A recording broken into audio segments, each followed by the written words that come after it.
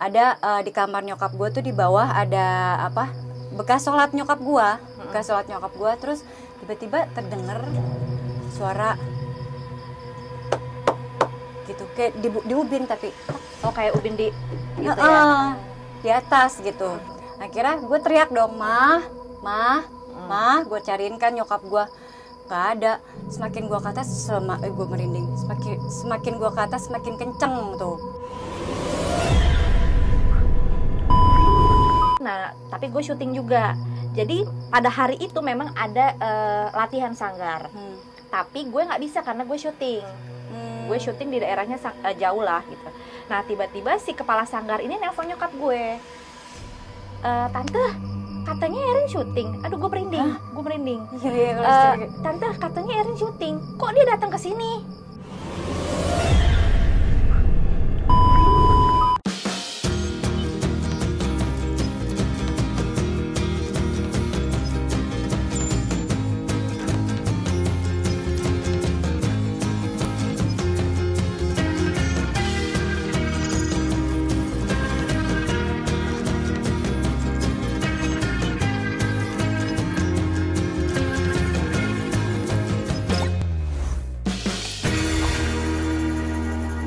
Assalamualaikum warahmatullahi wabarakatuh. Halo teman Erin semua, ketemu lagi bersama saya Erin di Kamis malam ini alias malam Jumat di konten terbaru gue, Posyandu.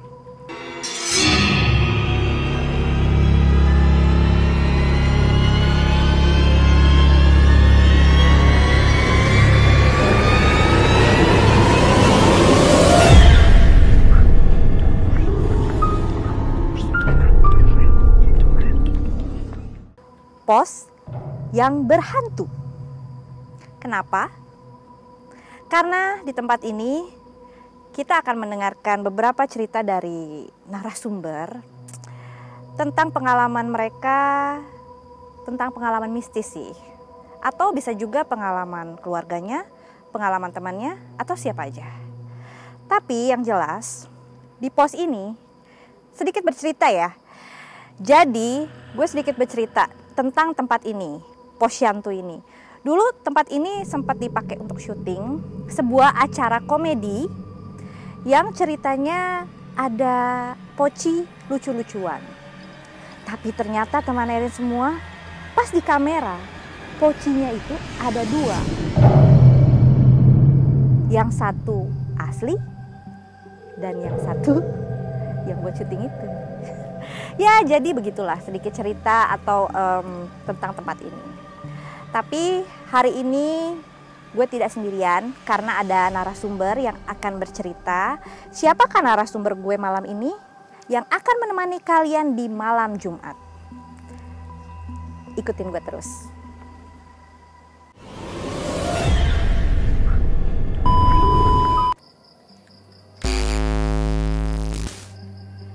Nah, teman Erin semua, sekarang gue sudah berada di dalam Posyandu.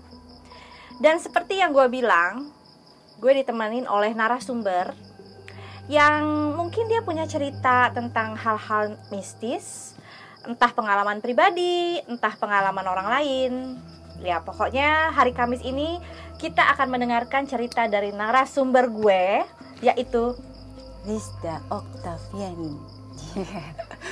Sebenarnya nama lu Lisda Oksalis apa Lisda Oktaviani? Lisda Oktaviani.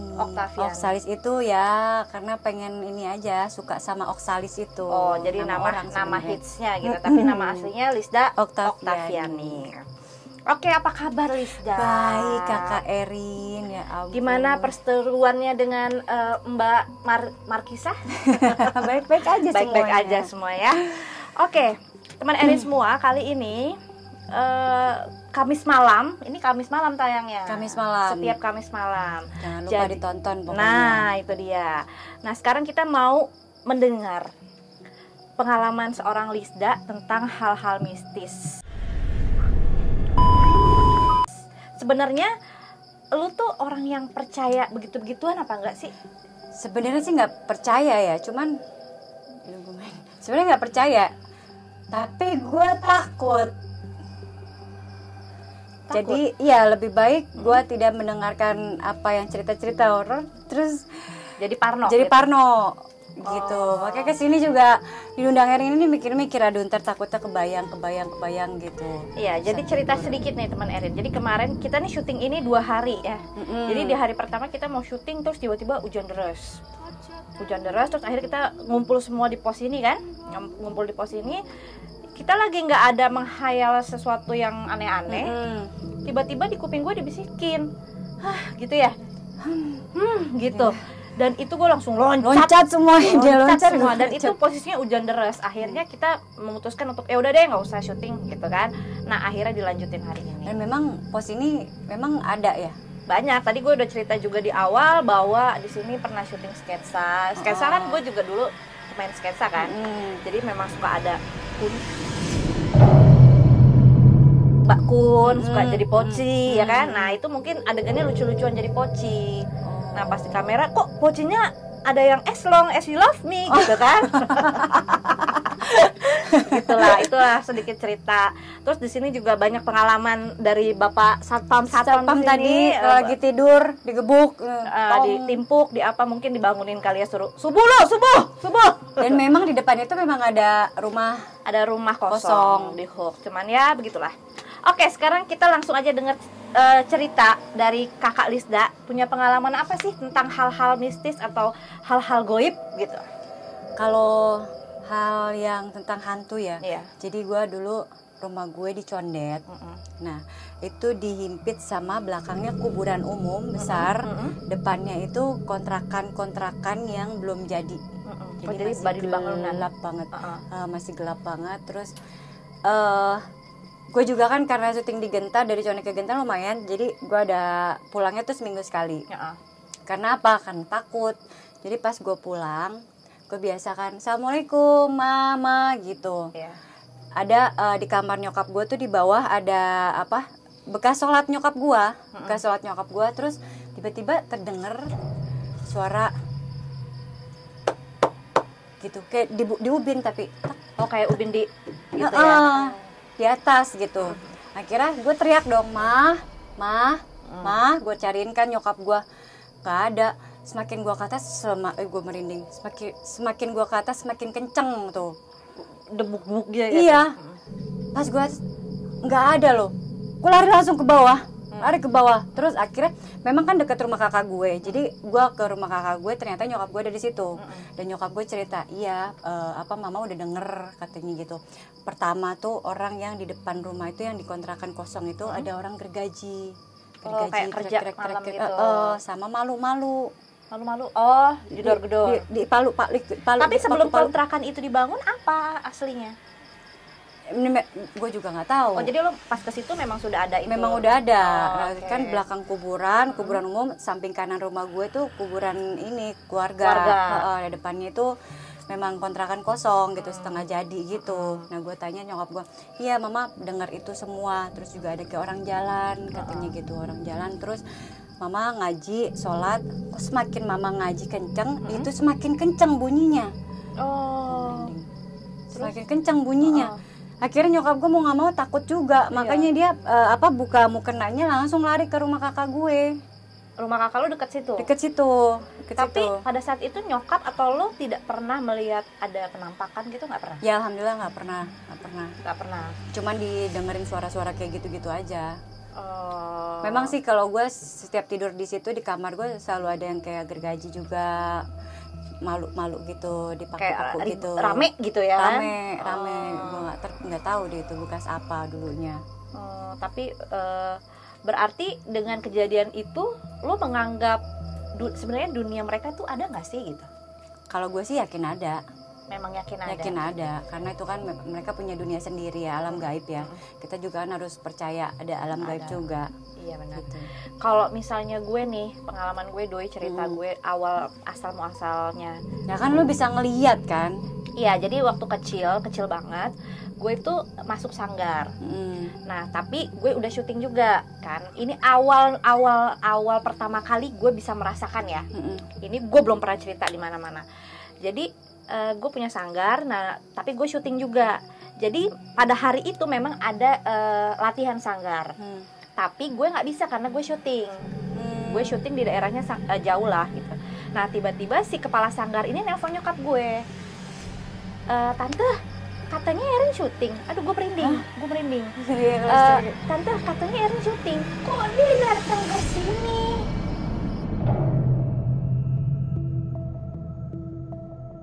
Serius loh? Serius, gue dengan penampilan gue ya, dulu kan rambut gue masih itu kan, dia di depan pagar katanya, Rin sini masuk gitu, tapi nyokap mana? Nggak jawab pada saat itu. Nah makanya si itu langsung nelpon nyokap kan, karena nggak ngeliat mama di pagar itu kan, kemana? Kok Erin ngapain kesini? Enggak nih, Erin lagi syuting. Ya Allah. Nah pada saat itulah mulai gue nanya sama bukan orang pintar, tapi maksudnya nanya sama orang yang mengerti gitu ya. Katanya itu mungkin bisa jadi kemungkinan ya ini ya, kita nggak kemungkinan itu adalah kembar ari-ari lo katanya. Oh bisa jadi begitu. Bisa jadi karena katanya itu menurut itu dari sepanjang perjalanan hidup kita pasti ada satu kali kembar ari-ari itu datang ke kita. Oh gitu. Entah tanpa lo sadarin. Mungkin kalau misalnya lo pernah mengalami, mungkin pernah datengin nyokap atau apa, tapi nggak sadar gitu loh. Tapi itu katanya sih seperti itu.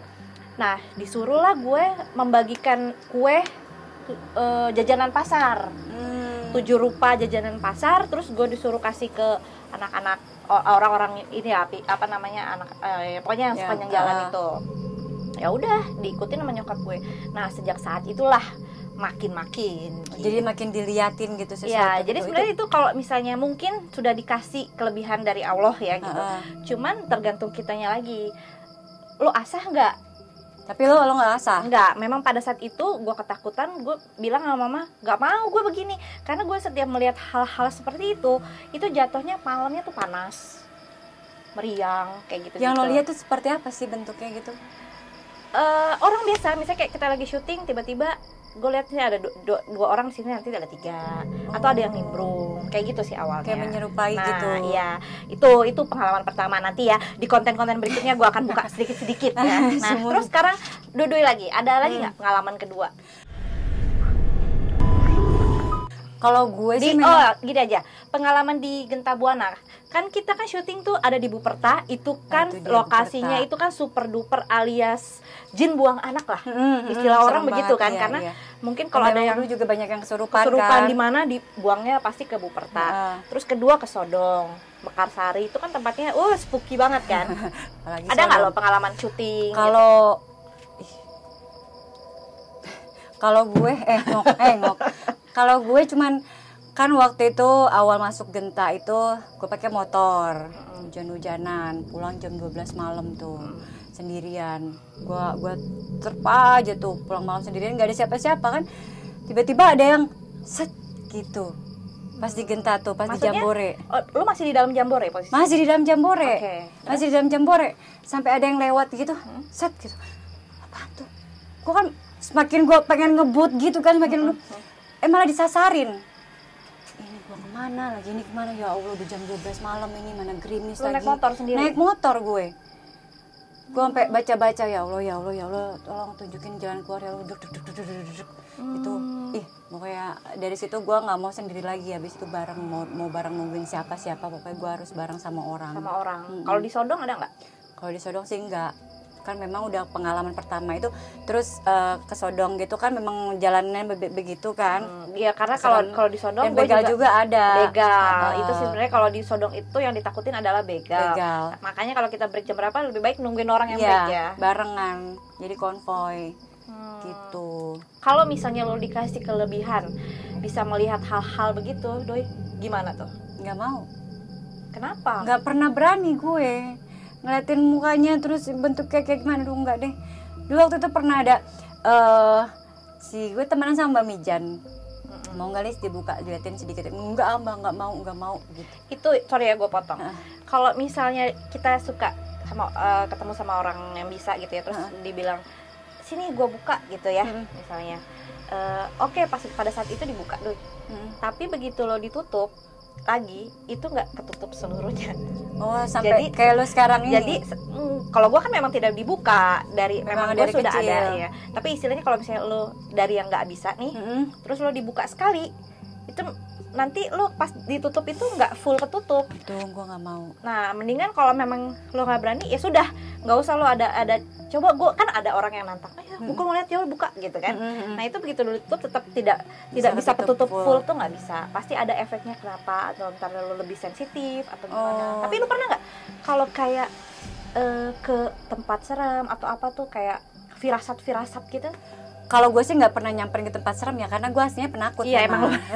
Emang penakut. Maksudnya kayak kita syuting di Jambore kan itu hutan. Ya kan pasti kan kalau kayak gue tuh di Jambore nggak berani duduk sendiri, nggak berani. Karena kan lo bisa ngeliat gitu-gitu. Kalau lo nggak ada perasaan kayak gitu? Kalau gue cuman ngerasain aja, apalagi kan kalau misalnya pulang udah pakai mobil nih, bawa mobil, terus spion pasti gue ke atasin. Tapi kayaknya nih kok kayak ada yang ngikutin gitu. Terus musik gue kencengin, itu aja sih jalan satu-satunya. Walaupun kita konvoy ya, tetap aja kan kayak ngerasa gimana gitu, kayak ada yang ngikut di belakang. Nah itu dia gitu. Makin lo ngerasa kan lo ngebayangin tuh. Nah biasanya Jen itu jadi kebaca pikiran kita. Jadi, gitu. Kita semakin takut, semakin misalnya pengen ini nih. Keparnoan lo sama apa nih? Misalnya Mbak Kun gitu ya. Semuanya sih gue. Iya. Ya menurut lo kan kayak gue atau lo misalnya ada sesuatu yang jadi yang paling takut lah misalnya Mbak Kun misalnya. Lo makin mikirin itu, keluarin lo itu wujudnya gitu kan. Gitu. Tapi alhamdulillah sih semakin gue takut semakin memang nggak diliatin gitu. Cuman ada ngerasa aja nih kayak di samping gue gitu. Kayak ngerasa kayak gitu aja. Tapi kalau misalnya kayak lo nginep di hotel atau apa yang itu tuh nggak pernah ada apa-apa? Oh pernah. Gue lupa di hotel mana gitu. Terus tiba-tiba air nyala sendiri. Sampai gue telepon, Mas ini air kok nyala sendiri? Posisinya lagi sendiri tuh? Lagi sendiri.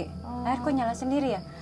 Ini kali rusak kerannya. Masa sih udah dimatiin nyala lagi gitu. Kira gue minta pindah kamar aja udah. Iya. Karena gue pasti kan yang berpikiran berasumsi yang jelek-jelek kayak gimana gitu kan. Iya. Kalau emang masnya lo paksain tetap di kamar itu kan nanti lo malah makin nggak bisa tidur. Iyalah, ya kan? Iyalah yang ada.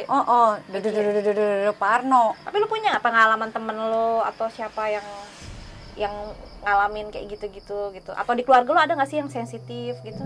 Keluarga gue baru kemarin tuh kesurupan. Kenapa? Di rumah gue. Jadi dia di rumah lo yang sekarang?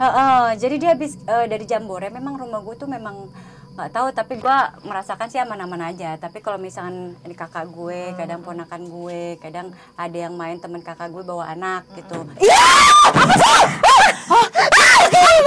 Astagfirullahaladzim. Itu maaf teman Erin semua, itu bukan setan. Itu setan cicak. Tapi kenapa ya kita kena kejatuhan cicak? Hah? Sesuatu nih, untung nggak kena muka kita. Kena kepala, aduh. Ya Allah, maaf numpang. Kenapa ya? Ya Allah. Ada yang tahu teman Erin kenapa kalau kejatuhan cicak? Coba ditulis di kolom komen ya. Aduh.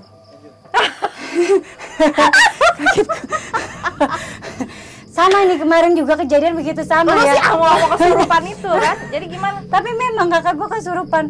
Dia di rumah gue. Memang di rumah gue suka ada yang ngelihat kayak nenek-nenek gitu, terus kayak ada bayangan sekelebat. Ganggu nggak? Ya kalau menurut gue, kalau gue nggak pernah diliatin gitu, nggak pernah dirasain kayak gitu ya, orang-orang di sekitar rumah gue aja, yang di rumah aja. Tapi kalau gue nggak pernah, jadi gue ya aman-aman aja lah. Terus kakak lu kenapa bisa kesurupan? Kesurupan itu dia kayaknya habis dari jangan teriak-teriak. Boleh. Malah datang bener. Rumah orang ini. Kasian tuh cicaknya nggak jalan-jalan. Itu kenapa sih? Sumpah deh, kenapa sih dia? Gak tahu.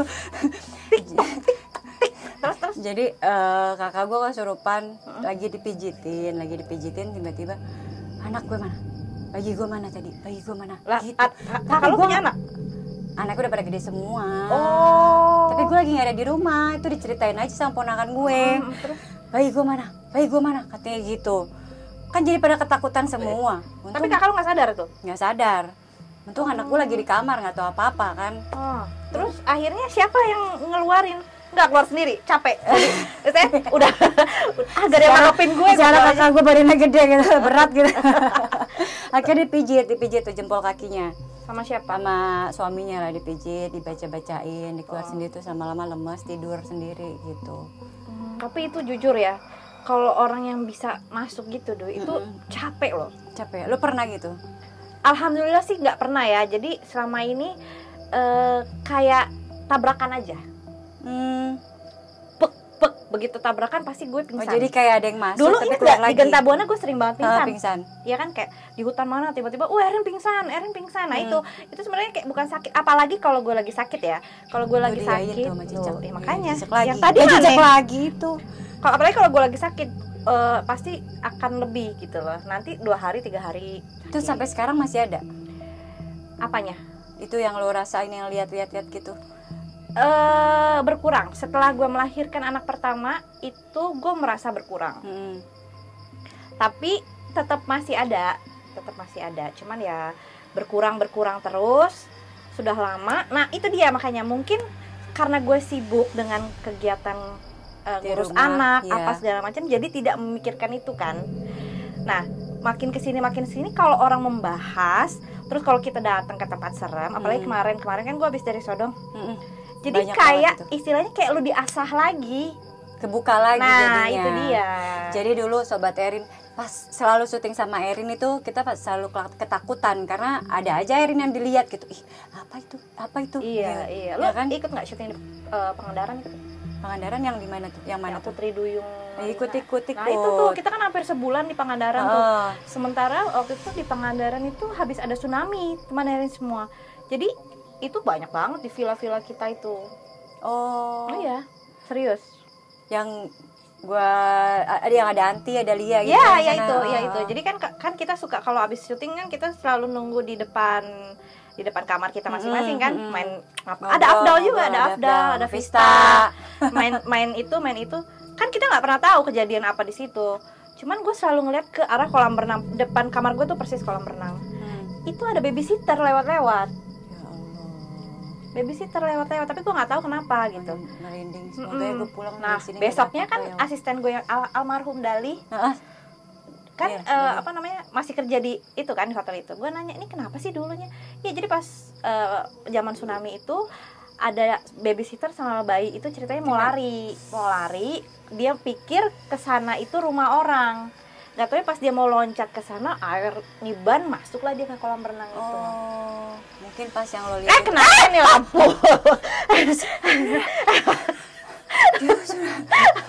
Tuhan, keringet dingin ini di sini. Semoga pulang baik-baik aja. Pulang baik-baik aja ya. Yang penting sih sebenarnya ini Doi kita baca-baca lah. Kenapa itu? Kenapa lagi ya kan? Anjing, kucing tuh Doi lebih sensitif. Iya. Kalau dia menggonggong atau apa gitu ya. Kalau kucing ayo. Assalamualaikum.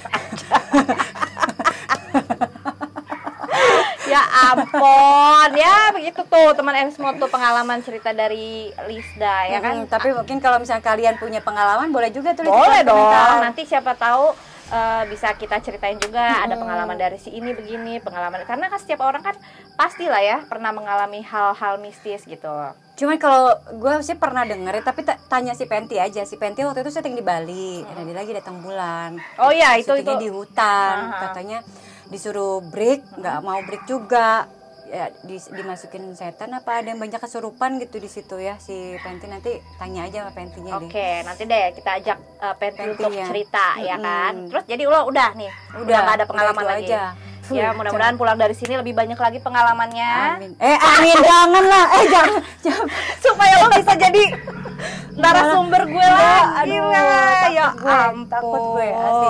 Gue sih lebih baik nggak tahu aja, lebih baik tutup. Nah itu dia. Cuman gue pesan sama lo itu doang, Doi. Jangan mau dibuka-buka. Buka-buka yang lain aja. Iya. Kalau itu mah udah kalori ya, Bo. Langsung buka ya kan.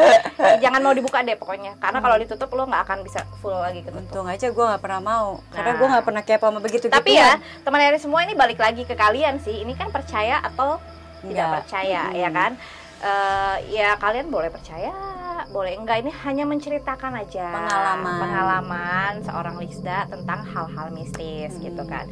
Nah kalau kalian juga punya, gue juga nggak tahu sih sebenarnya. Kayak kemarin waktu gue ke Sodong ada yang bilang juga di komen, Mbak kalau misalnya melihat gituan nggak boleh ditunjuk. Nah itu gue nggak tahu deh. Katanya nggak boleh ditunjuk. Nah itu kan masukan juga. Tapi memang lo ngeliat? Oh banyak. Bentuknya kayak apaan aja tuh? Banyak banget di Sodong itu, apalagi yang di set bawah itu. Jadi pas pas rumah sakit itu. Mungkin kalau kalian udah nonton ya gitu ya. Jadi pas masuk set rumah sakit itu memang di sebelah kiri kan ada ruangan-ruangan itu deh, yang dulu kayak kamar-kamar kayak rumah sakit. Itu ada yang manggil-manggil begini-begini, dan itu beneran gue dicubit, Duy. Astagfirullahaladzim. Pinggang gue tuh kayak ditarik gini, lu Gue parno. aneh, kayak gini, kayak yuk sini gitu, kayak gitu. Gue langsung ngibrit. Lu nggak ajak ngobrol gitu dianya? Enggak, nah itu dia. Semakin gue ajak ngobrol itu ada interaksi kan. Gue lama-lama nanti jadi kebuka lagi, makin kebuka. Gitu. Nah makanya sebenarnya konten merinding gue itu kan jalan-jalan ya, khusus untuk maksudnya kayak kita explore ke tempat. Yang nyatanya malah nemu gituan. Nah makanya, dan sebenarnya yang gue takutin adalah, lo tahu sendiri karena gue punya bayi di rumah. Gue syuting ini juga, wah bawa persiapannya banyak, bawa bangle, bawa apa segala macam ya kan, Bangle, senjatanya ya kan. Karena gue takut ada efeknya aja sih sebenarnya. Tapi ya paling nggak kita kalau abis ke tempat serem pulang tuh kita cuci tangan di luar dulu, kalau bisa mandi.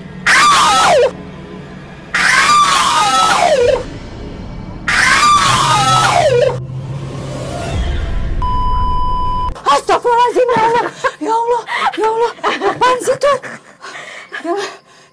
Doy, kayaknya cicaknya mau ikut lo deh. Nggak tahu, kayak injek kali ya. Harus itu kayaknya lagi hamil loh, Doy. Perutnya keluar itu. Ada apa ya? Jangan nakutin ah. Semoga nggak ada apa-apa ya. Semoga nggak ada apa-apa. Ini kan hanya cerita seru-seruan ya teman Eri semua ya. Jadi mudah-mudahan di setiap malam Jumat kita mendengarkan cerita-cerita pengalaman orang tentang hal-hal mistis. Tapi ya monggo yang mau percaya, yang enggak ya sudah, karena kan tiap orang ada pendapat masing-masing tentang hal ini gitu. Terus kalau gue jadi lo, kalau memang udah dasar pemberani, gue sih gue asah terus, Rin. Enggak, gue nggak mau. Kan jadi bisa ngobatin orang, siapa tahu. Ada orang, Tuhan ngasih kelebihan lo beda-beda, Dwi. Ada yang lo lebih ke meramal masa depan, ada yang lebih lo untuk menyembuhkan. Nah itu yang nggak gue cari tahu, gue nih apa sih, passion gue kemana gitu misalnya ya kan, misalnya gue tuh kemana arahnya gitu kan. Itu yang nggak mau tahu sih gitu. Cuman memang apa namanya, gue ini tipe orang yang dulu waktu kecil tuh, misalnya gue lagi duduk nih. Iya, Lisda Parno. Misalnya gue lagi duduk nih, tiba-tiba tuh di depan gue tuh kayak ada layar aja. Dan itu gue lagi syuting nih. Gue belum tahu lokasinya di mana, di puncak. Waktu itu ada callingan di puncak. Tapi gue nggak tahu lokasi set itu di mana. Terus tiba-tiba kayak deret gitu di layar, kayak buka ada gitu. Home theater di depan muka gue. Tiba-tiba gue bisa ngomong sama nyokap gue, "Mah, itu lokasi syuting, nanti lurus terus mentok, terus itu di sebelah kiri ada tong sampah tuh. Nah, terus lewatin dikit. Nah, itu sebelah kiri tuh lokasinya." Gue bisa ngomong begitu. Sehebat itu ya. Tanpa gue sadarin. Gitu. Kenapa nggak lu asah terus sih? Takut. Gue takut. Gue tipe orang juga penakut sih sebenarnya. Itu ada turunan atau gimana? Nggak tahu juga. Lu nggak pernah nanya nyokap lu kok kenapa bisa tiba-tiba begitu? Cuman kan bokap gue orang Tasik ya.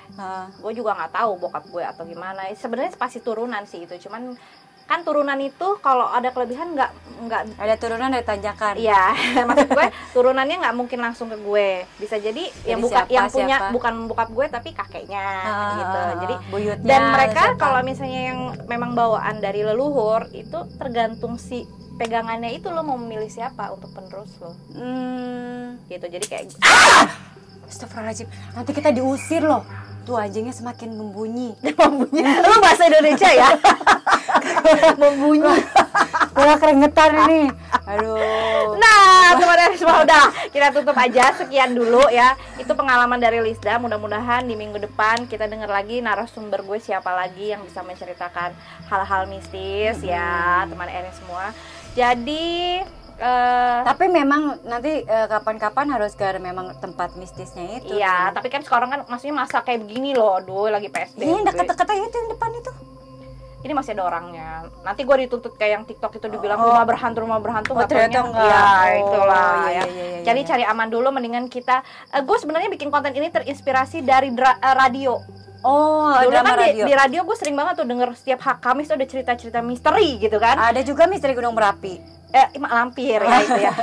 Itu jatuhnya dibuat-buat ya, say. Ya, gitulah pokoknya teman-teman. Gue saranin kenapa nggak ke Jamborenya aja? Udah nggak ada setnya sih.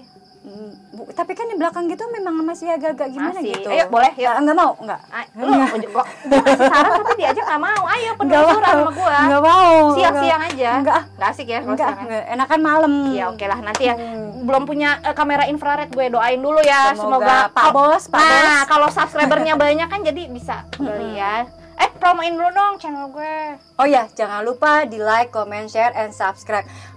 Di share sebanyak-banyaknya apabila konten ini bermanfaat buat Anda. Dan jangan lupa di pencet tuh loncengnya supaya Anda menjadi penonton pertama. Yes. Dan juga jangan lupa subscribe juga channelnya Lisda karena di sana juga konten lo apa sih Doi? Banyak ya, ada jalan-jalan, ada sosial, ada religi. Nah, gue paling suka tuh yang sosial. Ya, sosial ya, berbagi ya Doi ya. Ya mudah-mudahan sukses ya. Amin, Lisda sukses Oksalis, juga terima kasih udah buat mau mampir Erin. di Posyandu nemenin gue. Posyandu Ya. Boleh ngingetin. Posyandu, pos yang berhantu ya. Terima kasih udah nemenin gue ngeronda malam ini. Ya teman Erin semua jangan kemana-mana ya. Minggu depan lihat siapa bintang tamu gue alias narasumber. Pasti gue. lebih serem lagi. Ya apalagi yang dia bisa ngeliat ya, kayak seru ya. Siapa tuh yang bisa Siapa ngeliat? ya? Siapa dong? Oke, terima kasih semuanya. Wassalamualaikum warahmatullahi wabarakatuh. Assalamualaikum warahmatullahi wabarakatuh.